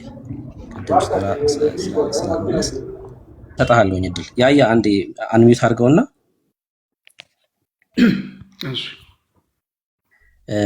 እሳቸው አሁን ለምሳሌ የለም ሲሉ የለም በኢትዮጵያ ኦርቶዶክስ የነገረ ድነት ትምህርት የለም ሲሉ አንተ አለ አልክ። መኖሩን በማስረጃ ልታሳይ እንችላለን። አሁን እሳቸውን ከመክሰስ በፊት ተምሬያለሁ አልኩ እኮ ስለተማርኩ እኮ ነው የምነግርህ። የተማርኩት ምኑን ነው የማመጣልህ እኮ ምን አይነት ዶክመንት አለ? ኢትዮጵያ ኦርቶዶክስ ያዘጋጀችው ዶክመንት ምን አይነት? አንተ አሁን ልትማር ትችላለህ በሰንበት ትምህርት ቤት እንደዚህ ተብለህ ልትማር ትችላለህ። በዶክመንት ደረጃ ቤተክርስቲያኗ ይሄ ነገር ድነት ትምህርት ነው ብላ ያዘጋጀችው አለ ወይ ነው ጥያቄያቸው እኮ እሳቸው። አላት እኮ አልኩህ ወንድም። ምን ይሄን ትምህርት የምትሰጠው ደግሞ ቆይ ልጨርስ። መጽሐፍ ነው ይሄን የምትሰጠው ደግሞ እሰማለሁ። ሚውት አድርገው ቢኒያም። አይሰማም? እያወራን እኮ ያየ ቢኒ እየተሰማክ አይደለም ያየ። እሺ ቤተክርስቲያኗ ትምህርት የምትሰጠው በተለይ አሁን ላይ የራሱ የሆነ ስርዓተ ትምህርት አላት። ስለዚህ በክፍል ተከፍሎ ልክ እንደየመጠኑ ይሰጣል። ይህን ደግሞ እኛ ስለምንማር እናውቀዋለን። ምን በሚል መጽሐፍ ነው ያዘጋጀችው? መሰረተ ሃይማኖት አላት። ነገረ ድነት የሚል የራሷ ትምህርት አላት። ለየክፍል የሚሰጥ ከህፃናት ጀምሮ እስከ አዋቂ ድረስ የሚሰጥ የራሷ ነገረ ድነት የሚል ተከፋፍሎ በክፍል ትምህርት አላት። ይህን አንድ ሰው ካልተማረ ይሄ የራሱ ድክመት ነው እንጂ የቤተክርስቲያኑ ድክመት አለ። ያ ግን እያልከኝ ያለሁ አንተ የምታውቀው እውቀትህን ነው እየነገርከኝ ያለሁ። እኔ ግን እየጠየቅኩ ያለሁት ቤተክርስቲያኗ ያዘጋጀችው መጽሐፍ አለ ወይ? የምታውቀው አንተ ልትነግረኝ የምችለው ነው ጥያቄ እኮ። ነገረ ድህነት የሚል መጽሐፍ አላት፣ ትምህርት አላት እያልኩ እኮ ነው ወንድም። በክፍል ተከፋፍሎ ይሰጥ። ከዛም አለፍ ሲል ምን የሚባል መጽሐፉ ልትነግረኝ ይችላል? በማን የተዘጋጀ ነው ነገረ ድነት? በኢትዮጵያ ኦርቶዶክስ ተዋሕዶ ቤተክርስቲያን በሊቃውንቱ ጉባኤ ስፔሻሊ በቃ ቤተክርስቲያን ለሚመጣ ለየትኛውም ሰው ይሰጣል። ይሄ ትምህርት መቼ ታተመ? ነገረ ድነት የሚል መጽሐፍ አለው በኢትዮጵያ ኦርቶዶክስ አለና። ሲቀጥል ደግሞ አልኩ ይሄ ዶግማቲክ የሆኑት አስተምህሮቶቻችን ር ኦል አባውት ነገረ ድነት በቃ ምንም የተለየ ነገር የለውም። እንደዚህ አውጥቶ ግን መወንጀል መቼ ታተመ ነው ነገረ ድነት የሚል መጽሐፍ ማለት መቼ ታተመ ነው? ነገረ ድነት የሚለው መጽሐፍ መቼ ታተመ ነው? በሊቃውንት ጉባኤ ታተመ ያልከኝ ጊዜውን አምናት ኤግዛክትሊ ሹር ግን ትምህርቱን አሁን የሚሰጣል። የትም ቦታ ሄደም ቼክ ማድረግ ትችላለህ። እኔማ በስርዓት ነው የማውቀው። ነገረ ድነት የሚል መጽሐፍ የለም። ምንድነው የማውቀው ነው ያልኩህ? ነገረ ድነት የሚል መጽሐፍ የተጻፈ ብሩኬ አላቅም ከሆነ አላቅም በል እንጂ የለም ብለህ ግግም ባትል ጥሩ ነው። እስኪ ክፈትና አሳየኝ ካለ ችግር የለውም እኮ እናውቃለን። ታሳየንና አሳየኝ እስኪ ቢል አይ ምን መሰለህ የለም ብለህ ግግም ለምን ትላለህ? ምክንያቱም ባለቤቱ እሱ እያለ አንተ የለም ብለህ ግግም ማለት የለም እኮ የሚባለው እኮ ማስረጃ ሲኖር ቀላል እኮ ነው። ቢኒ የሌለ ነገር እንዴት ማስረጃ ያለው ሰው እኮ ነው ማስረጃ የሚያሳየው። ቢኒያ ያለው ሰው አይ ተሳስተሃል ብሩክ ይሄውና ብለህ ታሳየኛለህ። ቀላል እኮ ነው። ኦኬ ስለዚህ ያለውበት እምነት ስህተት ነው ትላለህ ካሳየው አይደለም ነገረ ድነት ትምህርት አላት እንላለን እኮ ካሳየውክ ያለውበት ትምህርት ስህተት ነው ትላለህ። ይሄው ምለውን እየነገርኩ እኮ ነው የምሰማ ከሆነ አይ ኢትዮጵያ ኦርቶዶክስ አረሰማ ለመስማት አቅም ነው ለቢኒ ከጠየቀ ስለዚህ አሁን እኔ ምን መሰለህ አንደኛ ነገር ባለው ነገር ርዕሱን ታውከውና በቃው የሆነ ቃላት ለቀማ ላይ እንዲህ ነው እንዲያ ነው ሚል ውይይት ላይ ጉንጭ አልፋ ውይይት ገባ እኮ ለምን ጀምሩ እኔ ለመጠየቅ ነው የገባሁት። ኢቭን መጠየቅ ማን የነቀለው ችግር የለውም። በቃ አቅማቸው እኮ እንደዚህ ስለሆነ ነው። ካረበሹ ካልበጠበጡ ተረጋግተው ሐሳብ መሞገስ ስለማይችሉ በእውነት ነው። እሺ ተዳይ እሺ ተረጋግተው ሐሳብ መሞገስ ስለማይችሉ ነው። በቃ እንደዚህ ናቸው። ምንም እኮ ባለማወቅ ማረጃ ባለማሳየት የሚጎልብኝ ነገር የለም። እኔ ባለማወቅ ምንም የሚጎልብኝ ነገር የለም።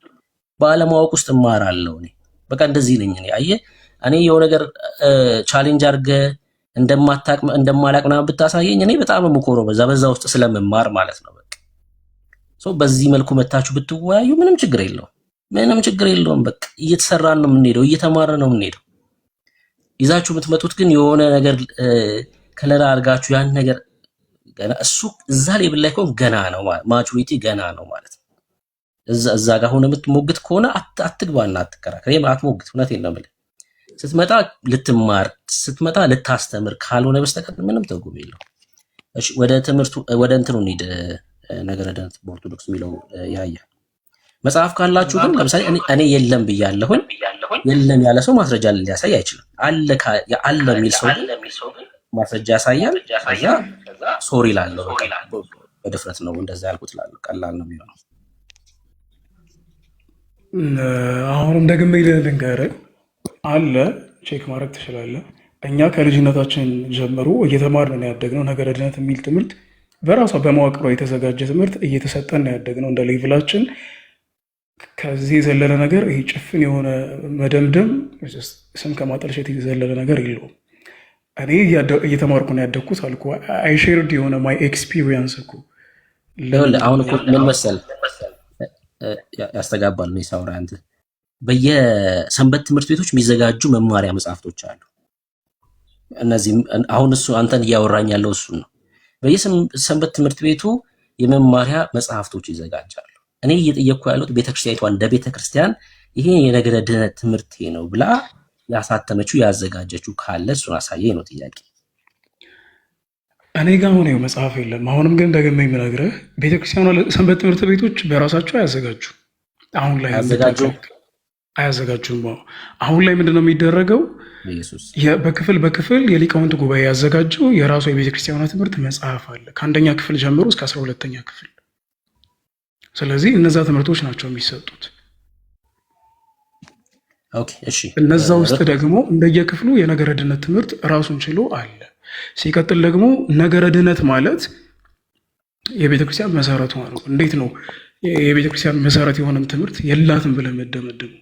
በቃ ችግር የለውም። ይኸውልህ ቤተክርስቲያኒቷ ዶግማዬ ብላ እንኳን ያስቀመጠችው የለም።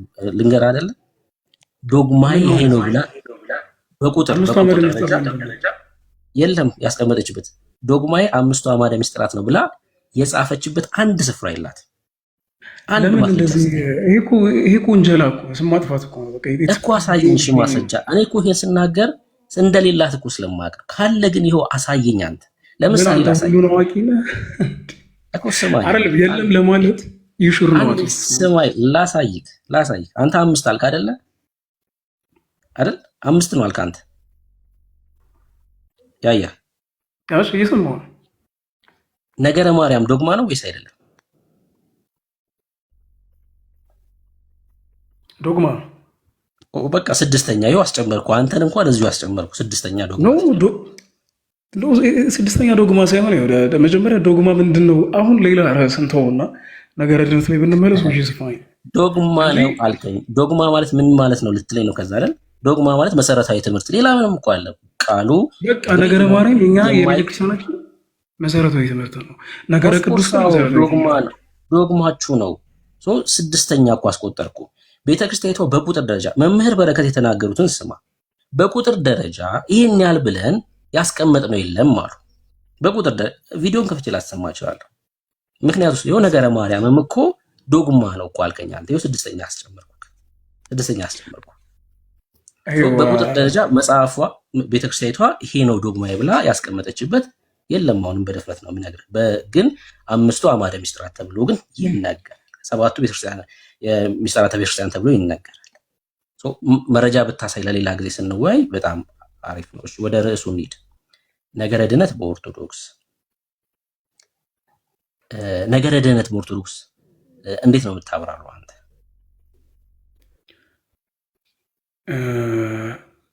ነገረ ድነት በኦርቶዶክስ የሚጀምረው የእግዚአብሔር ልጅ የሆነውን ኢየሱስ ክርስቶስን በማመን ነው። ከዛ በመቀጠል ያመነ ሰው ይጠመቃል። ከዛ በመቀጠል የክርስቶስን ስጋና ደም ይቀበላል። ከዛ በመቀጠል ምግባርና ትሩፋት እየሰራ እየተጋደለ ይኖራል። ከዛ በኋላ ይድናል ማለት ነው ብለን ነው ምናምን። ከመጋደሉ በፊት ድኗል ተብሎ ሊነገር አይችልም? ይነገራል። ያምናል አልከኝ፣ ይጠመቃል፣ ሜሮን ረስታል፣ ሜሮን ይቀባል፣ የጌታ እራት ይወስዳል፣ ከዛ እየተጋደለ ይኖራል፣ ይድናል አልከኝ። ይድናል የሚባለው ተጋድሎ ከጨረሰ በኋላ ነው ወይስ የትኛው ስቴፕ ላይ ነው ድኗል ተብሎ ሊነገር የሚችለው? እሺ ጀስት አማርኛውን ለመጠቀም ያክል አማርኛው ዲፋይን አያደርገውም፣ ግን ኮመን የሆነ የኛን አስተምሮ የሚገልጽ አማርኛ አለ። ድነናል፣ እየዳን ነው፣ እንደናለን ብለን ነው የምናምነው እኛ እኮ። የትኛው ሌብል ላይ የትኛው ስቴፕ ላይ ስትደርስ ነው ድኛለሁ የምትለው? የትኛውን ስትፈጽም ነው? ቅድም እኮ አልኩ ድነናል ማለት አንድ ሰው አምኖ ሲጠመቅ ድኗል ነው የሚባለው። ከዛ በኋላ ግን ድነትን ተቀብሏል ብለን ነው የምናምነው እኛ። በጥምቀት በኩል የእግዚአብሔርን ልጅነት ይቀበላል። ያን የእግዚአብሔር ልጅነት ከተቀበለ ድነቱን ከተቀበለ በኋላ ድነቱን ደግሞ ይሄ መጋደሉን ይፈጸማል ማለት ነው። ድነቱን ፈጻሚው ራሱ ነው የሚሆነው ከዛ በኋላ። እሺ ችግር የለውም።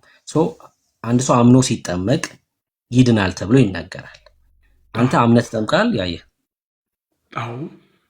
አምነህ ስትጠመቅ ከምንድን ነው የዳንከው? ከዘላለም ሞት። ኦኬ። አምነህ ስትጠመቅ የዘላለም ሞት የለብህም፣ የዘላለም ህይወት አለክ ማለት ነው። አምነህ ስትጠመቅ የዘላለም ህይወት አለክ። አምነህ ስትጠመቅ ምንክ ነው የዳነው? እኔ ነው የዳንኩት እኮ አልኩ። ምንክ ነው የዳነው? ማለት ምንክ ማለት ከምን ምንክ ነው? ለምሳሌ ሰው ጉንፋን ቢያዝ መድኃኒት ሲወስድ ድኛለሁ ሲል ከጉንፋን ዳንኩ ይላል። አሁን አንተ ከዘላለም ሞት ዳንኩ ስትል ምንክ ነበር ዘላለም ሞት ውስጥ የነበረው? ምንክ ነው ደግሞ የዳነው ከዘላለም ሞት? ነፍሴ ነው። ነፍስክ ብቻ ነው የዳነው? አልገባኝም። አጠይቅ ነፍሴ ነው ስትል ሰው የሚባለው የሰው ሁለንተና አለ አይደል? ነፍስ፣ መንፈስ፣ ስጋ ነው። ነፍስ፣ ስጋ፣ መንፈስ የምትለው ለማለት ፈልገህ ነው? አዎ። ምንክ ነው የዳነው? አልኩ እኮ አንድ ሰው አምኖ ሲጠመቅ ሙሉ ነገሩ ለእግዚአብሔር አዲስ ነው የሚሆነው። ምን ልል ፈልገኝ ነው? የነበረ ኃጢአቱ ይታጠባል። ለእግዚአብሔር መንግስት አዲስ ነው የሚሆነው። ይሄ ማለት ስጋውም ነፍሱም መንፈሱም የእግዚአብሔር ነው። አዳት ሞመንት ድኗል ማለት ነው። ስጋውም መንፈሱም ነፍሱም ድኗል ነው አምኖ ሲጠመቅ እያልከኝ ያለው። ሁለንተናው ድኗል ማለት ነው። ዛት ሞመንት ኦኬ። እንድናለን ስትል እንግዲህ ስጋዬ ድኗል፣ ነፍሴ መንፈሴ ድኗል ብለኛል። እድናለሁ ስትል ምንክ ነው ከዛ በኋላ እየዳነ ያለው? ኦልሬዲ የዳነ ስለሆነ ስጋህም መንፈስም። ጥቅስ ያልጠየቅኩት እንዳይወርድ ስለፈለግኩኝ ነው። እሺ ወንድሞች ተረዱ። ስጋዬም መንፈሴም ነፍሴም ድኗል ስላልከኝ እንድናለን ስትል ምን ነው እየዳነ ያለው? ከዛ በኋላ ኦልሬዲ ድኗል ብለህ ስለነገርከኝ በጣም ጥሩ። እኛ ምናምነው ምንድን ነው አንድ ሰው የመጀመሪያ ድህነቱ ድኗል የምንለው ወይ ተጠምቆ አምኖ ሲጠመቅና ስጋውን ወደሙን ሲቀበል ድኗል ብለን የምናምነው ምንድን ነው የሚቀበለው ድህነት ስላለ ነው። ነፍሱን የሚያነጻ ሁለንተናውን የሚያነጻ የእግዚአብሔር ልጅ ከእሱ ጋር ይዋሃዳል። ስለዚህ ያ ሰው ዳነ እንላለን። ድህነትን ተቀበለ። ያ ድህነት ከሰውየው ስራ የተነሳ አይደለም፣ ከሰውየው ልፋት የመጣ አይደለም። ያ ድህነት ፉሊ በልጁ በማመን በኢየሱስ ክርስቶስ በማመኑ ከእግዚአብሔር የሚቀበለው ድህነት ነው። ያን ድህነት ለማስቀጠል ግን ከዛ በኋላ ያለው ህይወቱ ዲፋይን ያደርጋል። ይሄ ማለት ነው ማለት ነው የነጻ ሁለንተና ይዞ ከዛ በኋላ ሁለንተናውን ቆይ ልጨርስ አስበል ጥያቄ ላይ ፎከስ አድርገህ ነው መመለስ ያለብን። መጥመጥ ይችላል፣ ችግር የለውም። ከዛ በኋላ ያ ሰው የነጻውን ሁለንተናውን የማቆሸሽም አጽንቶ የማስቀጠልም ነጻ ፍቃድ አለው። ይሄ ማለት ያ ነጻ ፍቃድ አለው። ስለዚህ ዕለት ዕለት ኃጢአትን የሚመርጥ የማቆሸሽና የማንጻት ምን አለ ያልከው የተቀበለውን ድነት የማስቀጠል ነጻ ፍቃድ አለው። ኃጢአትን እየሰራ እየበደለ ደግሞ የእግዚአብሔርን ቤተ መቅደስ የማፍረስ ነጻ ፍቃድ አለው። እንድናለን ስትሉ ያ ስጋዬም ነፍሴም መንፈሴም ድኗል ያልከውን እያቆሸሽኩት ነው ማድነው እንደገና እያልከኝ ያለው ማለት ነው አይደል? እያቆሸሽኩት ነው እንደገና እያዳንኩት መሄደው እንድናለን እያላችሁ ስትነግሩን ስጋ ከመንፈስ ነፍስ ከዳነ እንድናለን ስትሉ እየሞትን እንድናለን እያላችሁ ነው ማለት ነው። ያያ እኔ አይደለሁም የምለው መጽሐፍ ቅዱስ ነው የሚናገረው። አንድ ሰው የተቀበለውን ልጨርስ አንዴ እምነትን እንድትነግረኝ ነው።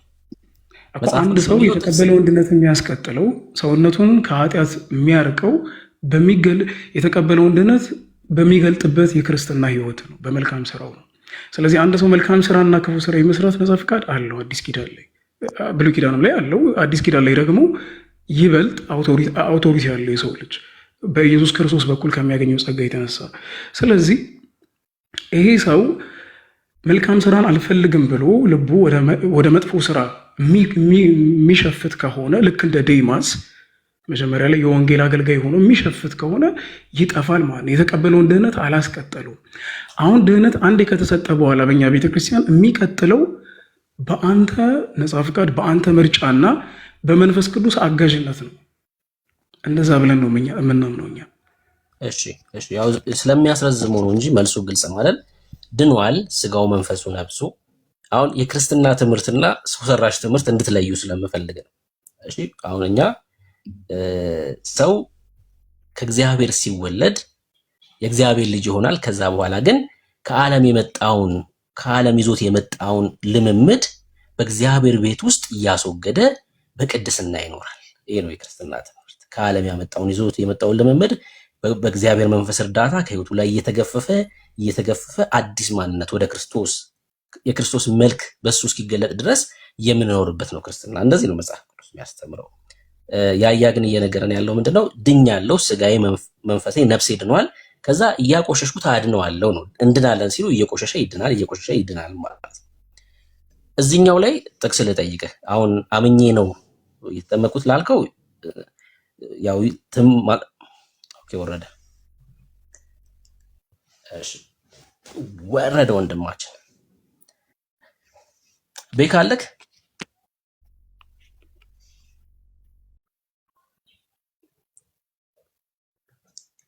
ሶል ና ግባ እስኪ ከቻልክ አንድ ስልክ ልመልስ። ሶል አለክ?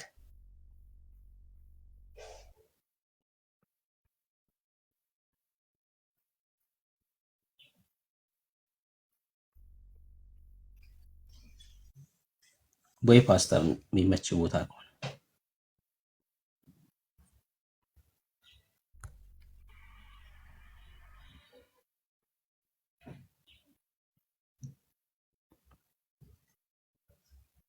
ዳኒ ውጭ ነው፣ ለዛ ነው። እሺ ዳኒ ውጭ ስለሆነ ነው። ኦፍ ኮርስ ሰው አንዴ ነው የሚድነው። ከዛ በክርስትና ውስጥ ደግሞ በቅድስና ይኖራል። ለዛ ነው